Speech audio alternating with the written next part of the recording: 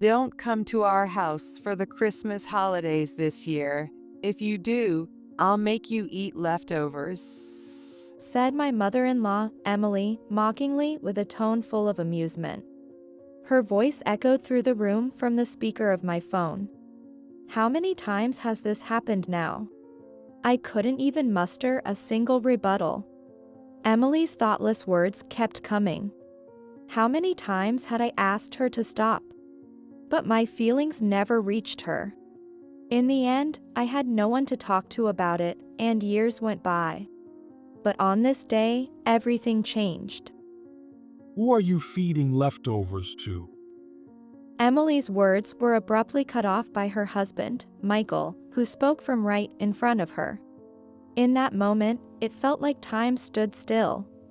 At the same time, I couldn't help but wonder what kind of expression Emily was making. My name is Catherine Simmons, and I'm 29 years old. I work from home while living happily with my 29-year-old husband, Ryan. Ryan and I met when we were juniors in college. Although we went to different schools, we met at the same part-time job. I remember not being able to gauge the right distance at first, unsure of how to approach him. The moment our relationship started to grow closer was when we happened to have the chance to walk home together. It was a cold, windy evening, and we were both heading to the same train station. We both fell silent, and as I thought it would have been better to go home separately, Ryan started talking to me. You're in college, right? Yeah. Which school is it? Come to think of it, I realized I didn't know which university Ryan attended, so I answered with the name of my own university. It turned out that Ryan was attending a nearby university. That instantly made him feel more relatable, and we started chatting, though only a little at first. Well, this is my stop. Yeah. See you around. Though brief, our conversation made us comfortable enough to speak casually to each other by the time we reached the station. From that day on, we grew closer and eventually exchanged contact information. We began chatting outside of work as well. And about 2 months after the day we walked home together, we started dating. It was Ryan who asked me out. Never did I think I'd end up dating someone I initially felt so awkward around. Life really is unpredictable. After graduation, we both became working professionals. 6 years into our relationship, when both of our careers had settled, Ryan proposed to me, and I of course nodded in agreement. Oh my, how wonderful that Ryan found someone so amazing. At our engagement announcement, Emily treated me kindly. You're such a beautiful woman. Her compliments were so excessive that I wondered if she was being over the top. However, there was someone next to Emily looking visibly upset. It was Michael. He didn't speak much and just stared at Ryan and me. When he finally said something, it was just short phrases like, "Yeah," or "well." Honestly, I was worried if I could get along with him. Still, seeing Emily's cheerful demeanor made me think I could manage. I decided I wouldn't force a relationship with Michael and would go through Ryan or Emily if anything came up. After that, we got married and started a new life together. What kind of happiness might await us in the future?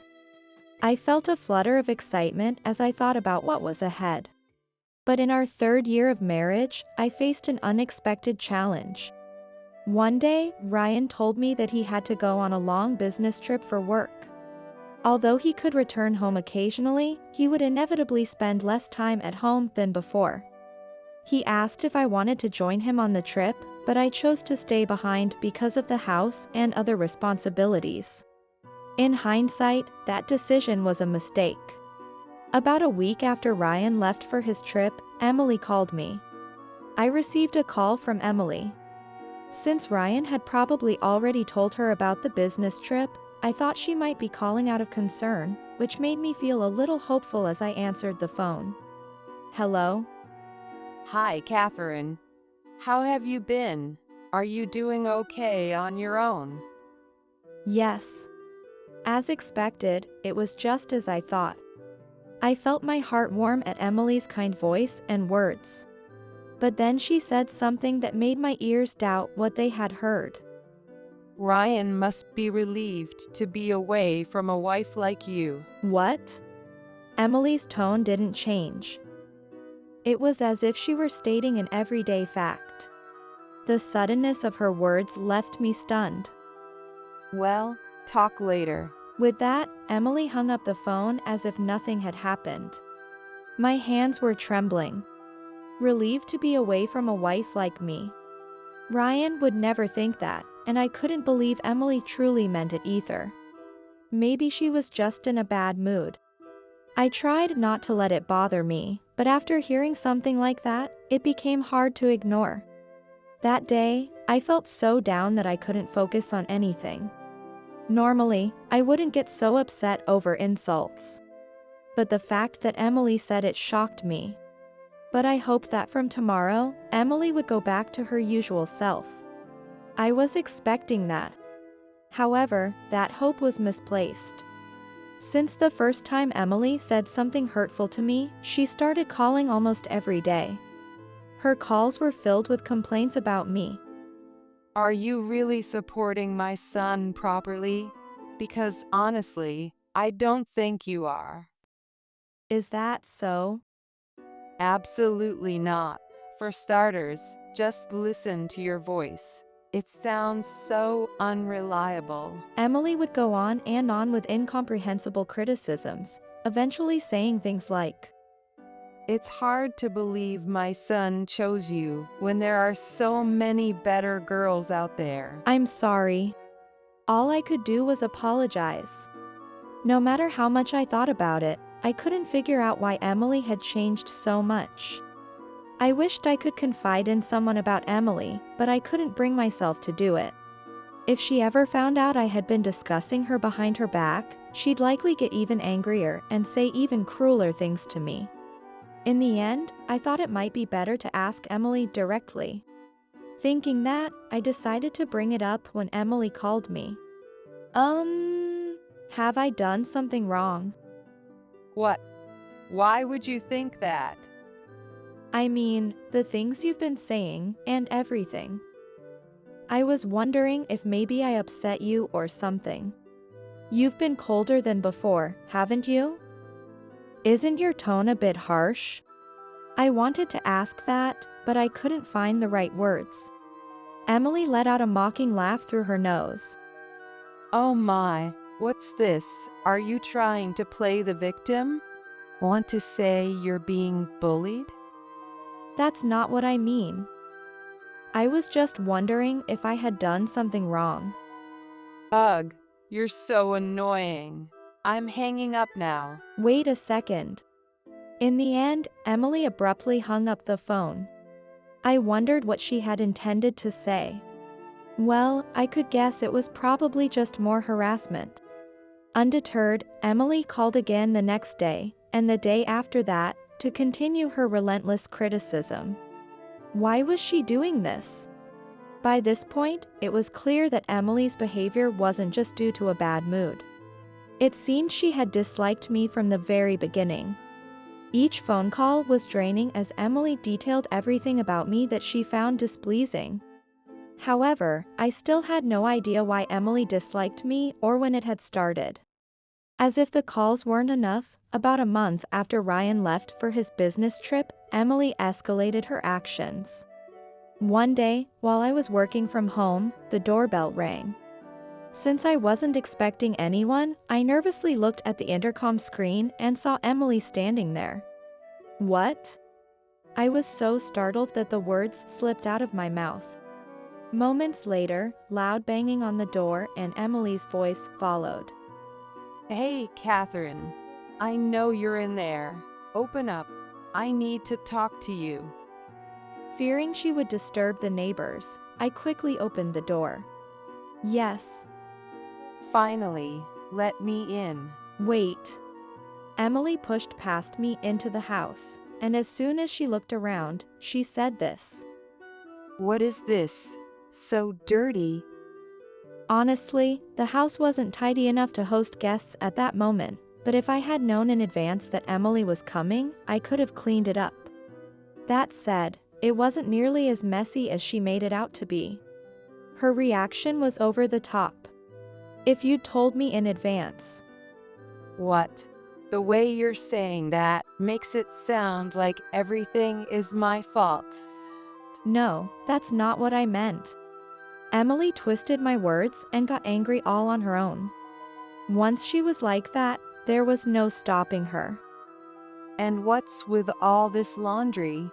Why are you letting it pile up like this? At some point, Emily had moved from the living room to the laundry area and was now shouting loudly. I'm sorry. I was planning to do it after I finished working. I don't care if you're working. It's disgraceful to leave so much laundry sitting around. Go do it now. Without listening to a word I said, she kept pushing me to do the laundry immediately. Yes. Knowing she wouldn't listen to reason, I started doing as she said. Even after that, Emily inspected every corner of the house, pouncing on anything that displeased her with a terrifying intensity. Honestly, those complaints were purely Emily's subjective opinions. Things like having too many items on the table or the TV angle not being to her liking. It was always trivial complaints like that. But this angle is actually the easiest for us to watch. There's no way. Tilting it more would make it so much better. Even when I tried to argue back, Emily didn't listen at all. Come on, fix it already. Yes. At this point, all I could do was silently follow her instructions. Emily finally left about an hour after arriving. Next time, make sure your house is presentable before welcoming guests like me in. Would she show up unannounced again? Besides, calling herself a guest, seriously? Do you hear me? Oh, I'm sorry. Emily left the house, looking dissatisfied with my response. After that day, Emily began showing up at my house without warning, always finding something to complain about before leaving. Frankly, it made me feel terrible. Ryan and I live close to his parents' house, making it easy for Emily to come over whenever she pleases. Letting the laundry pile up again, huh? It's not really piling up. To me, this looks the same as letting it pile up. Now, hurry up and do it. Even leaving one towel unwashed was enough to spark her complaints. It seemed like she couldn't stand not making me feel miserable. If someone asked whether Emily kept her own house perfectly spotless, I doubt she could confidently say yes. Just because Ryan's not home doesn't mean you should slack off. You're his wife now, so act like it, even when he's not around. Act like it? What do you mean by that? You don't even know? Honestly, you're hopeless. No matter how much I asked what she meant by acting like it, Emily never explained. I doubted she even had anything specific in mind. Still, I couldn't understand why she disliked me or why she was harassing me. In the first place, my husband and I only saw each other's parents around Christmas holidays. If we had met more frequently, I might have unknowingly done something to upset them, but that didn't seem to be the case. Meanwhile, I couldn't bring myself to tell Ryan about Emily's harassment, leaving me to live with a sense of unease. Ryan was already busy with work, and I didn't want to burden him with unnecessary worries about Emily. I figured it was best for me to just endure it. But thinking about how long I might have to put up with this, and if it would continue forever, filled me with dread. Then, something happened that changed my life drastically. The catalyst was a burned-out light bulb in our house. Normally, I would replace it myself, but this one was a special type I couldn't handle. When I asked Ryan, he said he would ask his father, Michael, to take care of it. I was grateful, but at that time, I still felt intimidated by Michael. Even when we met, Michael barely spoke and quietly sipped his drink, leaving me unable to figure out what he was thinking. But Ryan didn't know how I felt about Michael, and refusing his help seemed rude. So, I reluctantly agreed to let Michael handle it. 2 days after Ryan called him, Michael came over. "Thank you for coming." Um, I let Michael into the house and timidly said thank you, but he just gave a curt nod. As usual. Michael showed no emotion and quietly began replacing the light bulb, unaware of how I felt. I figured he'd finish quickly. Just as I was thinking that, my phone rang. When I looked at the screen, Emily's name was there. My hand started trembling instantly. Honestly, I wanted to ignore the call, but with Michael right in front of me, I couldn't risk doing something careless. With trembling hands, I hurriedly operated my phone. In my haste, I accidentally put it on speakerphone. Hello, Catherine. Still lazing around at home, just because Ryan isn't there today? You're such a slob. Emily, as usual, began her tirade of snide remarks. This is bad, Michael mustn't hear this conversation. Thinking that, I hurried to turn off the speakerphone. But then, out of the corner of my eye, I saw movement. I turned to see Michael silently watching me.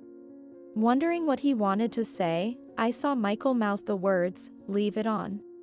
Confused, I obeyed Michael's instruction. Oh, right. Emily continued, oblivious to the fact that Michael was listening. Don't come over for the Christmas holidays this year. If you do, I'll make you eat leftovers. Feeding me leftovers. She must have planned to keep this from both Michael and Ryan. But there was no way Michael would let this slide after hearing it. As Emily continued to insult me, Michael finally cut in. who exactly are you planning to feed leftovers to? The other end of the line went completely silent. I heard everything from the start of the call. We'll talk when I get home. Why are you there? I told you, I'm at Ryan's place to replace a light bulb. I mean, it's not like, well, Emily fumbled for an excuse, but even she knew there was no getting out of this. Anyway, you don't need to say anything more right now. When I get home, we'll have a serious talk. Catherine will also be explaining her side of the story. Don't think you can get away with this. After Michael urged me to hang up the phone, I did as he said. Emily said something as I hung up, but I was too flustered to catch it. I'm sorry. After the call, Michael looked at me and apologized. No, Michael, it's not your fault. It's fine, really. I'm truly sorry. So sorry. But Michael continued apologizing. A few seconds later, he finally raised his head and looked me in the eye.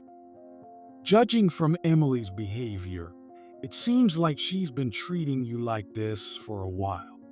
If you don't mind, could you tell me more about what's been happening? Yes.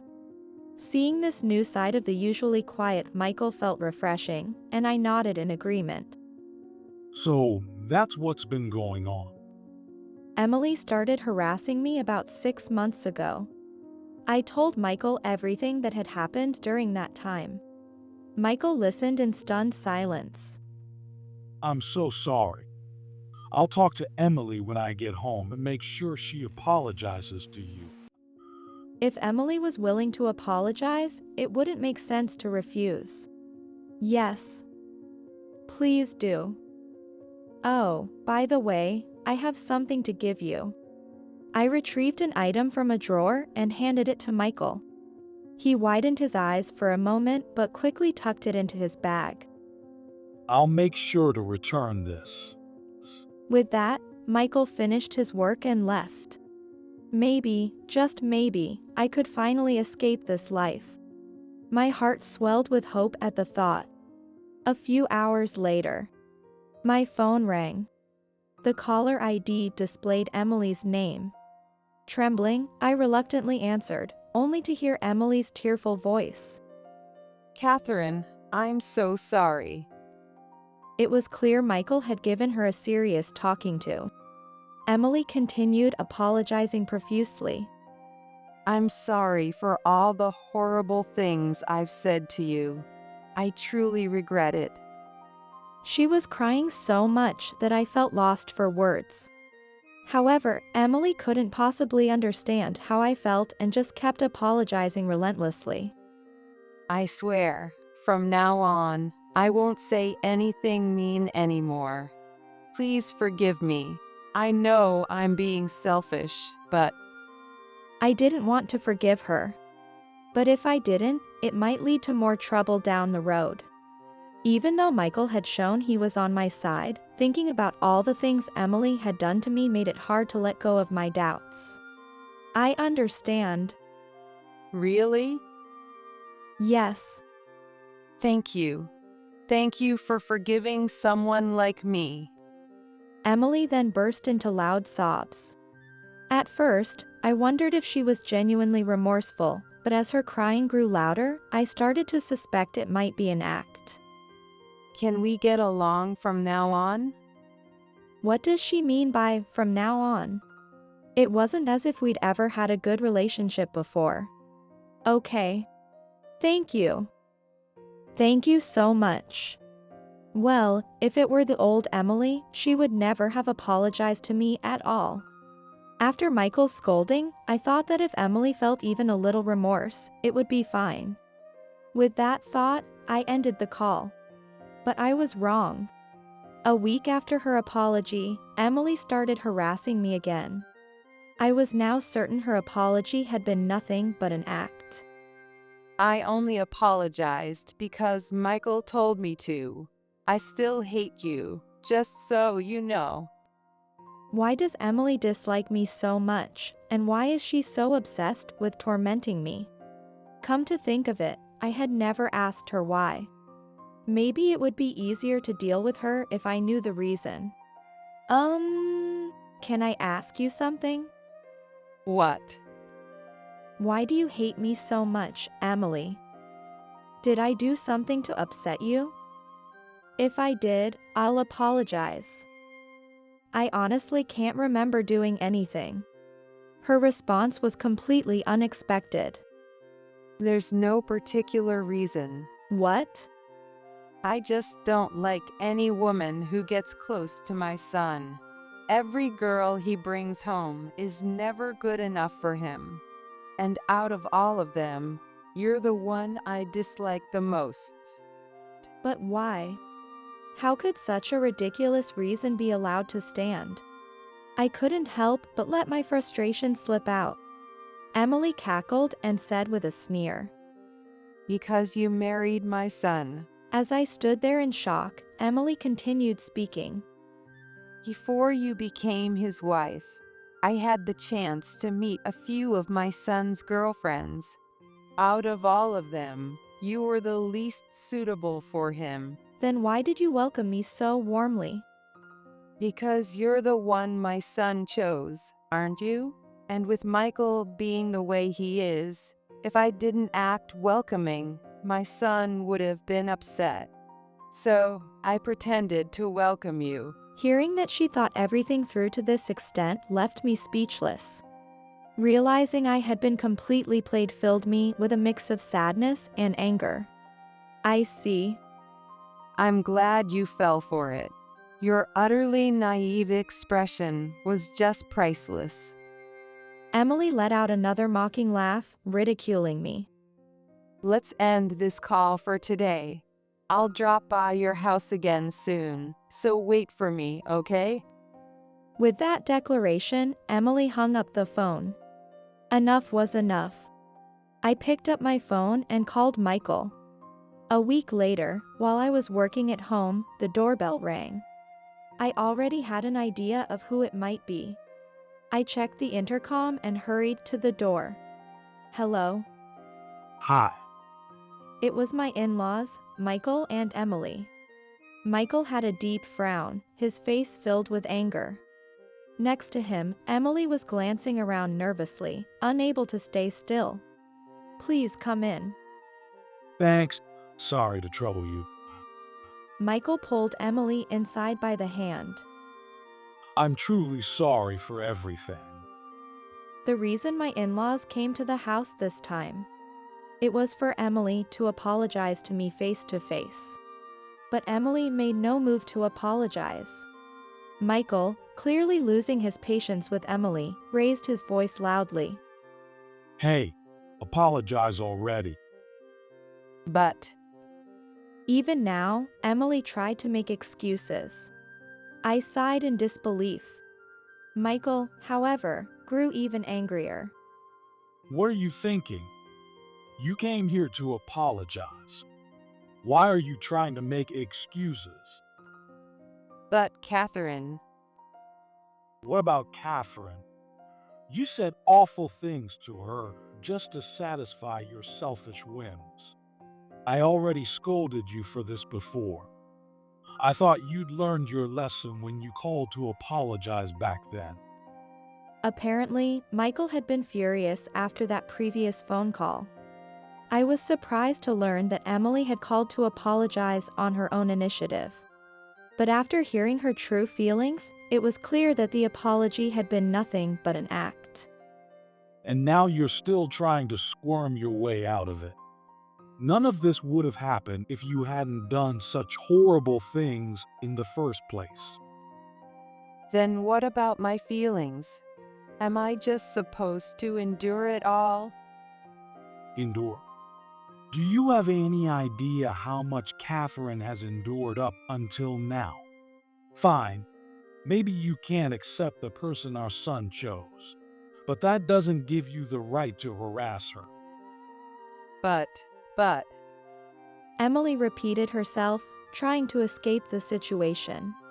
If she didn't truly feel remorseful, why had she even bothered coming here? As I was thinking this, Michael voiced exactly what I was feeling. Why did you even come here to apologize if you don't mean it? Was it just because I told you to? I did feel like apologizing at first. But when I saw Catherine's face, that feeling disappeared. It was as if Emily believed she could say whatever she wanted to me without consequence. What an outrageous thing to say. You really haven't been remorseful, have you? Well, do you even know exactly what I did, Michael? In detail. Maybe Catherine is just saying all this to make me look bad. You don't really understand, do you? That excuse wasn't going to work. Maybe it was time to give up on getting an apology from Emily. As I thought this, Michael finally stood up. You're the one who doesn't understand. He pulled a diary and a phone out of his bag. At that moment, Emily's face froze. She must have realized something. This is a diary Catherine gave me, along with this phone that contains recordings of your calls. Ever since the first time I confronted you, I asked Catherine to record every call you made to her. Yes, after that first incident, Michael had asked me to record Emily's calls whenever possible. I had also handed him my diary when he came to replace the light bulb. I've always enjoyed keeping a diary, and since Emily's harassment began, I had written about it almost daily. What? You set me up? Set you up. How could you possibly interpret it that way? Stop twisting everything to suit your narrative. Michael shouted at Emily with a force I had never heard before. Emily, too, seemed stunned to see this side of him. I did all this for Catherine's sake. Don't act like the victim when you're the one who did wrong. I wasn't acting like the victim, I mean. As Emily tried to continue, the sound of the front door opening interrupted her. They're finally here. Everyone but Emily knew who had arrived. Emily glanced nervously toward the front door. The sound of footsteps grew closer, and the living room door opened. There stood Ryan. Mom, what are you doing to Catherine? Actually, after that incident, Michael and I decided to talk to Ryan about everything. After we told him, Ryan offered to take time off work and come home, but since Emily had apologized, I felt bad and declined his offer. But after her harassment resumed, Michael suggested bringing Ryan into the situation. We hoped that seeing how much Ryan, her own son, disapproved of her behavior might prompt Emily to change. Unfortunately, we were wrong. Ryan? Why are you here? Dad called me. I've heard everything from him and Catherine about what you've been doing. How could you treat her so horribly? But I only did it for your sake. Even with Ryan there, Emily didn't change her stance. To her, it was all for Ryan. She seemed convinced she was completely in the right. For my sake? What are you talking about? You've been sneaking around, bad-mouthing the woman I chose, trying to make sure Dad and I wouldn't find out. How was that supposed to be for me? Ryan's firm anger seemed to leave Emily speechless. As if to drive the point home, Michael revealed something to Emily. I can't do this anymore. Let's get a divorce. What? Michael had mentioned divorce ever since Emily resumed her harassment. Ryan and I both knew about it. Although they had been married for years, Michael said he couldn't stay with someone who could hurt others so easily. I was surprised that such a thing could happen, but both Ryan and I chose to respect Michael's feelings. Wait, you can't just bring up divorce now. I hoped you would reflect on your behavior after this incident. But I have the divorce papers at home. Fill them out when we get back. No, absolutely not. I can't live on my own. That's your problem. I can't continue living with someone who hurts others so selfishly. Michael looked straight at Emily and firmly expressed his thoughts. It was only at this point that Emily seemed to realize Michael was truly serious. I'm sorry. I won't do it again. Emily sobbed as she clung to Michael's leg. But Michael's resolve didn't waver. He looked down at her with cold eyes. Both Ryan and I turned our attention to Emily. I couldn't tell what Ryan was thinking, but to me, Emily just seemed pitiable. Hey, Catherine, Ryan, say something. Divorce? That's too much. I'm with Dad on this. You've treated Catherine horribly for so long. Don't you think this is the least you deserve? No way. Catherine, please, say something to them. Help me. Why did Emily think I would take her side? It was so absurd that I almost laughed. I agree with Michael. Why on earth would I side with you? I had no intention of ever seeing Emily again. So, I decided to speak my mind clearly. But what? You're incredibly selfish. Besides, once you're divorced from Michael, you'll never have to see my face again. I won't have to see yours either. Isn't that a good deal? But Exasperated by Emily's endless excuses, I let out a deep sigh. Perhaps the sigh had an impact because Emily collapsed to the floor. Look, you have no allies here. That's the reality. Let's go home. In the end, Michael's decision didn't change. He dragged Emily out of the house. I'm sorry you had to go through all this. Ryan, like his father, apologized to me. But it wasn't Ryan's fault to apologize for. It's okay. Thank you for coming all the way here, I said, meeting Ryan's eyes as he slowly lifted his head. He apologized again. After that, my in-laws divorced. Michael kicked Emily out of the house and seemed to be enjoying his life alone in the spacious family home. According to Ryan, Emily rented a rundown apartment and, unable to find work, was living off her dwindling savings. Michael continued to apologize to me even after the divorce. It was clear he felt genuinely sorry. At first, I told him there was no need for him to apologize, but eventually, I accepted his apologies. By the way, I never told my parents about this whole ordeal. I didn't want to worry them unnecessarily. Maybe one day, I'll tell them, but for now, I'm focusing on moving forward.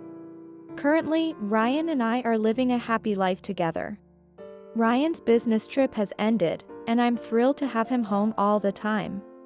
My relationship with Michael has also improved, and now we even have meals together as a family.